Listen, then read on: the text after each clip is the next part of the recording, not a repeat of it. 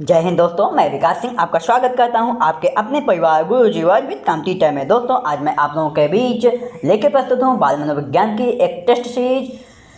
इसमें 30 क्वेश्चन होंगे। इसको हम आज सॉल्व करते हैं। बिना देर किए हुए हम अपने टेस्ट सीरीज की ओर चलते हैं। दोस्तों, यहाँ पर टेस्ट सीरीज में पहला क्वेश्चन है। दोस्तों, अजीत कमजोर वर्ग का बालक है।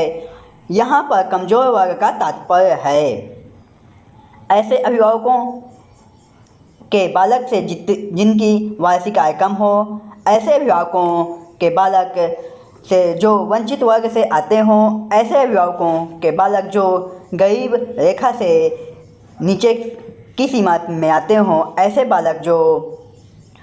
अभिभावकों के बालक से जो सरकार द्वारा निर्धारित न्यूनतम सीमा की वार्षिक आय की सीमा से नीचे के वर्ग में आते हैं। दोस्तों, इसका कौन सा ऑप्शन सही है? मुझे तो ऑप्शन डी लग रहा है और यही सही ऑप्शन है। दोस्तों, ऐसे अभिभावकों के बालक जो सरकार द्वारा निर्धारित न्यूनतम सीमा की वार्षिक आय की सीमा के नीचे वर्ग में आते हैं। दोस्तों, दूसरा क्वेश्चन है। दोस्तों, बहुत अच्छा क्वेश्चन है।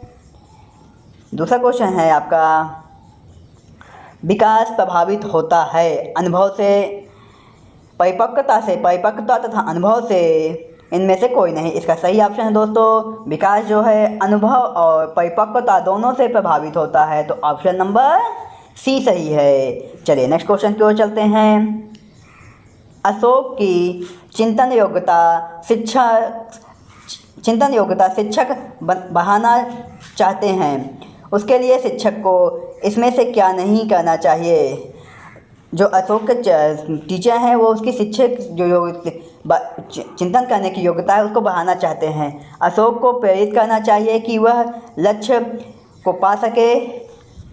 नेक्स्ट ऑप्शन है, अशोक का आत्मविश्वास बढ़ाना चाहिए कि वह समस्या का समाधान कर सके। अशोक की भागीदारी वाद विवाद, संगोष्ठी, समूह परिचर्चा में अधिक से अधिक करानी चाहिए।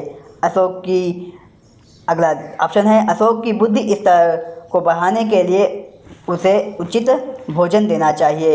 इसका सही ऑप्शन कौन सा लगा? दोस्तों, अशोक को प्रेरित करना चाहिए कि वह लक्ष्य को पा सके, या फिर उसे उचित भोजन देना चाहिए जिससे कि उसकी बुद्धि लब्धि क्या हो सके, उसको डाइट अच्छी देनी चाहिए कि जिससे कि उसकी बुद्धि लब्धि बढ़ सके और वह शिक्षा में या रुचि ले सके। दोस्तों, आगे चलते हैं। सीखने में वयस्क द्वारा अस्थायी सहयोग को कहा जाता है। क्या कहा जाता है? Scaffolding, scanning, skimming, schema. क्या कहा जाता है दोस्तों?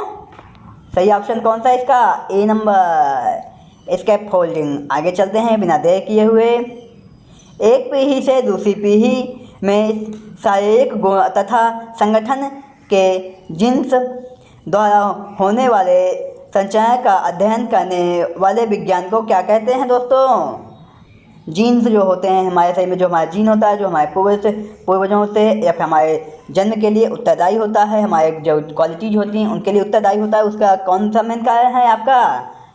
हेरिडिटी, अनुवंशिकता मेन कारण है। अगले क्वेश्चन की ओर चलते हैं। शिक्षक यदि छात्रों को सामूहिक गतिविधि में शामिल करे तो यह प्रक्रिया एवं सहायक होगी। किसके लिए सहायक होगी दोस्तों? अधिगम द्वंद्व के लिए, अधिगम तनाव के लिए, अधिगम आक्रामकता के लिए या अधिगम सामाजिकरण के लिए। बहुत प्यारा क्वेश्चन है, पूछा भी जा चुका है। इसका सही ऑप्शन है अधिगम सामाजिकरण।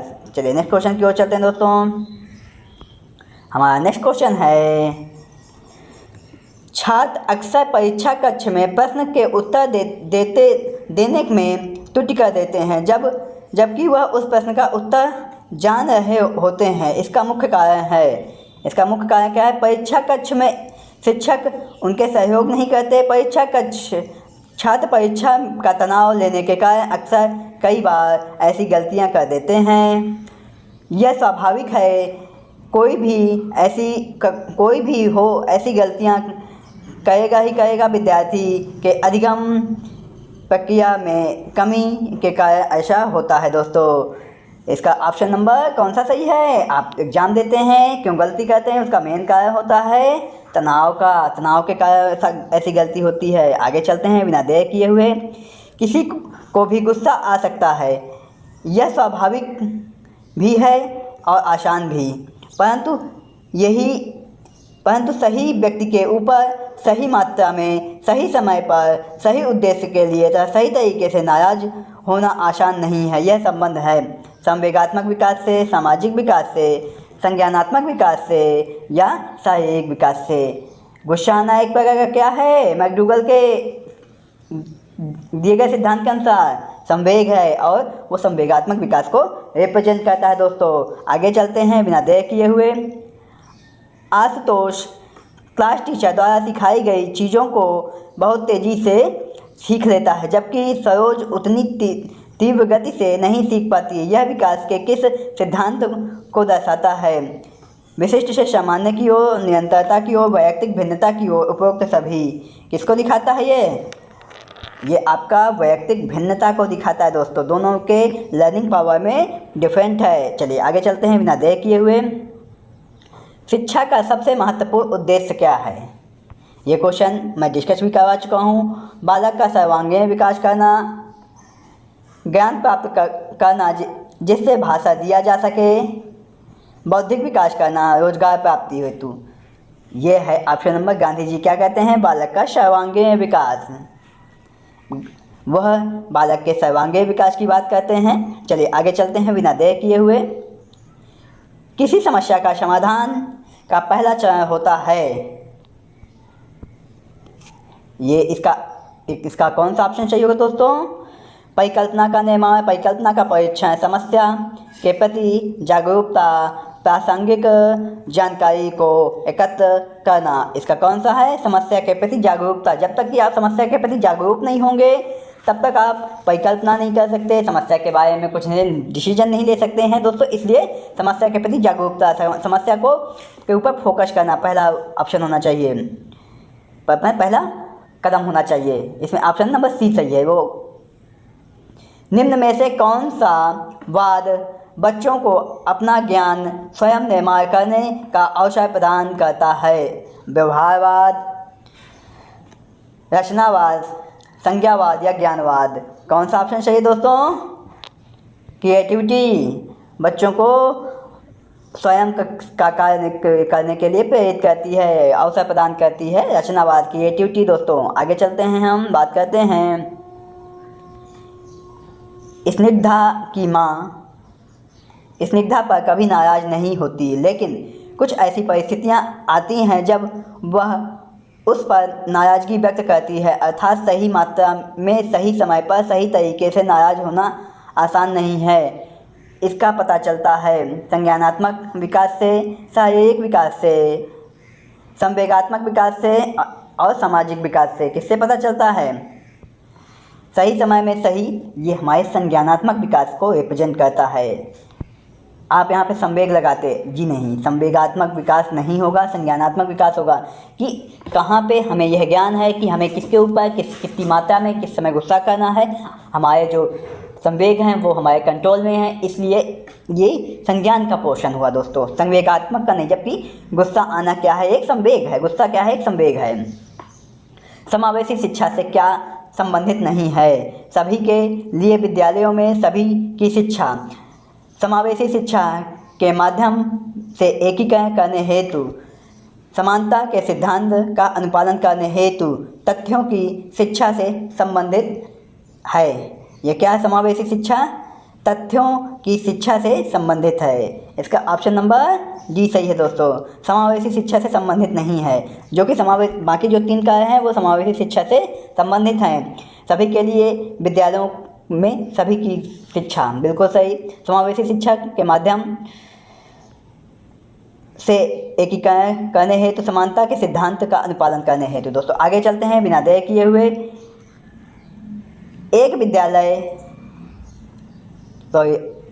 एक शिक्षक कक्षा में पढ़ाते समय छात्र को विषय के मूल संपत्ति को समझाने के लिए जीवन के कई उदाहरण पेश करता है।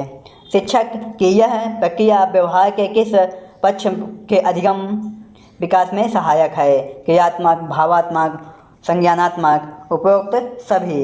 इसका सही ऑप्शन कौन सा है दोस्तों? सभी को प्रभावित करेगा। इसका सही ऑप्शन है दोस्तों डी नंबर। ठीक है, आपका डी नंबर इसका सही ऑप्शन दोस्तों। बिना देर किए आगे चलते हैं। बालक के उचित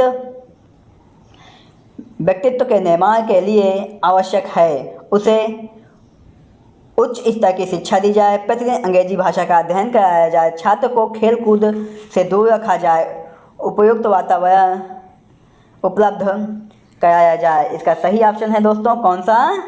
ऑप्शन नंबर डी, उसे सही उपयुक्त वातावरण उपलब्ध कराया जाए। ठीक है दोस्तों, आगे चलते हैं बिना देर किए हुए।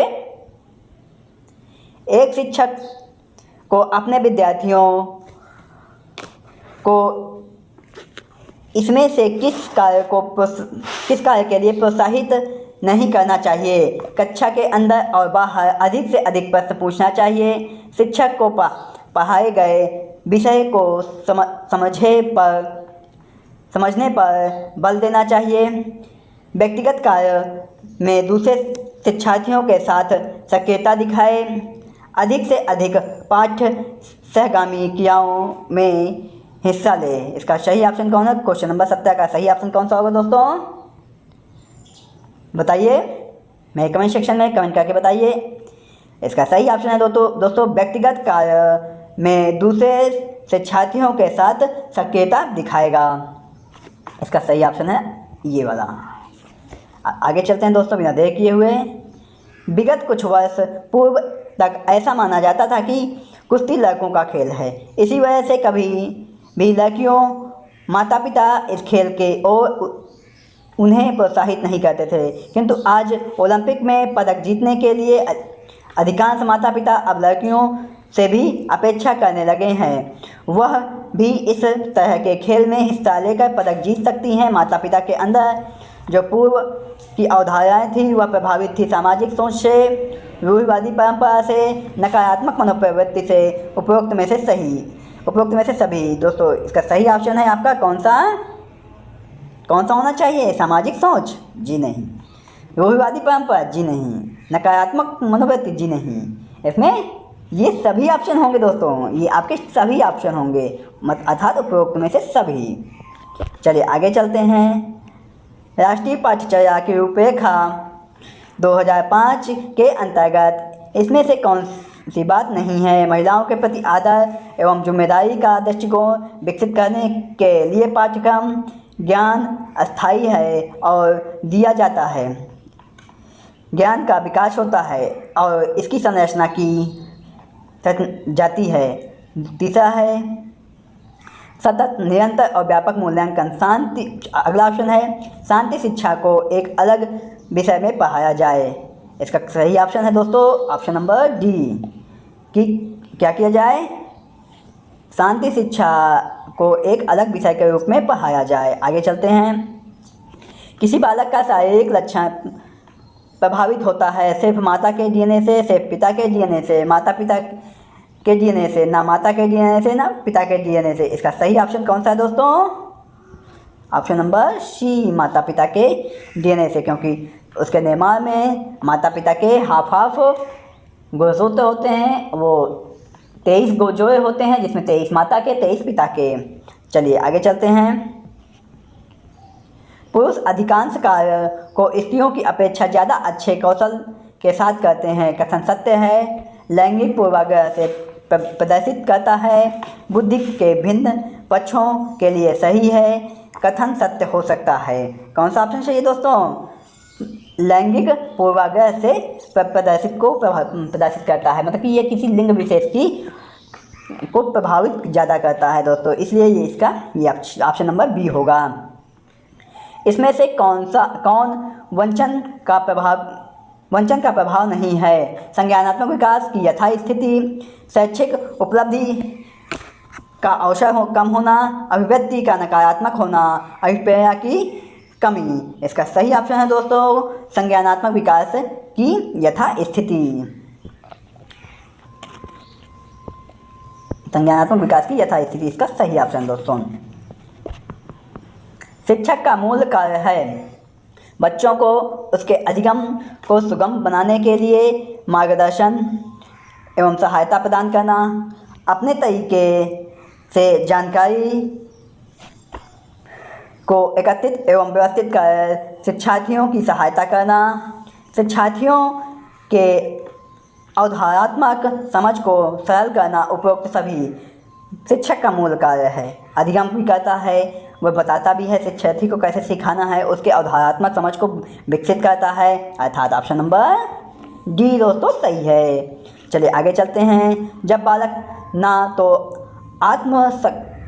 आत्मसत्कार द्वारा या समायोजन द्वारा सामंजस्य या अनुकूलन स्थापित कर पाता है, तब वह आत्मसात्कार व समायोजन के बीच संतुलन स्थापित करता है। इस प्रक्रिया को पियाजे के अनुसार कहते हैं अनुकूलन, साम्य धारण, स्कीमा, मानसिक संक्रिया। क्या कहते हैं दोस्तों? ध्यान से क्वेश्चन को पढ़िए। आत्मसात्कार के लिए ये कौन सा ऑप्शन इसमें सही होगा दोस्तों? इसका ऑप्शन नंबर साम्य धारण होगा, क्योंकि जब बालक किसी वस्तु को अनुकूलन स्थापित करने के लिए आत्मकरण या समायोजन के बीच में संतुलन स्थापित करता है, तो उस प्रक्रिया में वह अपने विचारों को अपने वस्तु के अनुसार ढालने की कोशिश करता है दोस्तों, इसलिए इसका ऑप्शन साम्य धारण होगा। आगे चलते हैं दोस्तों।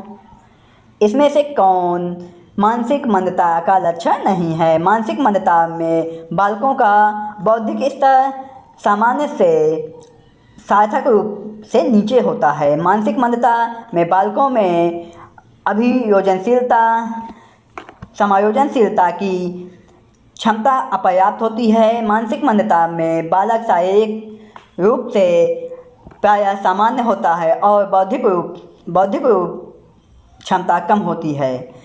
मानसिक मंदता की अभिव्यक्ति विकासात्मक अवधि में यानी जन्म से 18 साल की अवधि में स्पष्ट रूप से आ जाती है दोस्तों। इसका सही ऑप्शन है आपका सी नंबर,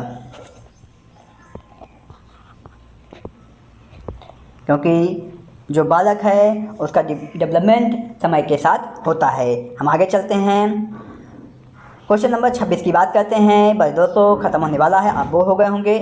कोई बालक यदि 9×4 को 36 की जगह 63 लिख देता है, यह किस प्रकार के अधिगम अक्षमता के प्रकार को प्रदर्शित करता है? Dyscalculia, hyperlexia, dysgraphia, dyslexia. दोस्तों आप बताइए मुझे इसका सही ऑप्शन है कौन सा, क्योंकि यह मैथ से संबंधित क्वेश्चन है, मैथ के कैलकुलेशन में गलती कर रहा है, इसलिए वह कौन सा होगा? डिस्कैलकुलिया। चलिए आगे चलते हैं हम बिना देर किए हुए। व्यक्ति भालू को देखकर भाग जाता है, इसलिए डर जाता है। जैसे व्यक्ति का संबंध निम्नांकित में से किस सिद्धांत से है? जेम्स लागे सिद्धांत से, कर्नल बार्ज सिद्धांत से, स्कैटर सिंगल सिद्धांत से, लिंड स्ले सिद्धांत से। किससे संबंधित है दोस्तों? जेम्स लागे सिद्धांत से। जब वह भालू को देख कर के भाग जाता है तो इसके बारे में जेम्स लागे साहब का सिद्धांत फॉलो होता है दोस्तों। आगे चलते हैं। अपराधी बालक वे होते हैं जो असामाजिक कार्य करते हैं, जो समाज में रहना पसंद नहीं करते, जो शिक्षक को अक्सर परेशान करते हैं। इनमें से कोई नहीं दोस्तों। इसका कौन सा ऑप्शन? अपराधी बालक किस प्रवृत्ति के होते हैं? जो असामाजिक कार्य करते हैं दोस्तों। जो बालक असामाजिक कार्य करते हैं वह किस कैटेगरी में आते हैं? आपके अपराधी बालक की कैटेगरी में दोस्तों आते हैं। हम बात करते हैं महेंद्र सिंह धोनी जब DAV स्कूल में पढ़ा करते थे, तब उनके विकेट कीपिंग के प्रशिक्षण देने वाले शिक्षक उन्हें लक्ष्य प्राप्त कराने के लिए निम्न में से सबसे ज़्यादा आपके अनुसार किस प्रविधि का इस्तेमाल करते थे? उनसे अभ्यास अधिक कराते थे, उनको यह बताते थे कि यह उनके जीवन के लिए कितना महत्वपूर्ण है, खुद विकेट कीपिंग करके उन्हें सिखाते थे, दूसरे सभी छात्रों से विकेट कीपिंग कराते थे तथा धोनी को उसका अवलोकन करने के लिए कहते थे। दोस्तों इसका सही ऑप्शन है ऑप्शन नंबर ए, उन्हें ज़्यादा से ज़्यादा प्रैक्टिस कराते थे दोस्तों, क्योंकि प्रैक्टिस मेक मैन क्या करती है, परफेक्ट करती है। अभ्यास ही इंसान को उसके लक्ष्य तक ले जाता है। दोस्तों आगे चलते हैं, अंतिम क्वेश्चन है, इसमें से कौन प्रभावकारी सीखने की विधि नहीं है? सरल विधि तथा कठिन विधि, पूर्व विधि, अंश विधि, अभिप्राय, साभिप्राय सीखना, प्रासंगिक सीखना, अभिराम विधि या विराम विधि। इसमें सही ऑप्शन है दोस्तों सरल विधि या कठिन विधि। जो सीखने की प्रभावकारी विधि होती है सरल विधि और कठिन विधि के माध्यम से हम सीखें तो वो प्रभावकारी होता है। दोस्तों आज के लेक्चर में इतना ही। दोस्तों नए लेक्चर में आपसे फिर एक टेस्ट सीरीज के साथ मुलाकात होगी। आप मेरे चैनल को सब्सक्राइब करें, लाइक करें, शेयर करें और अपने दोस्तों से, अपने यारों से बताएं। चलिए आज के लिए दोस्तों इतना ही। जय हिंद।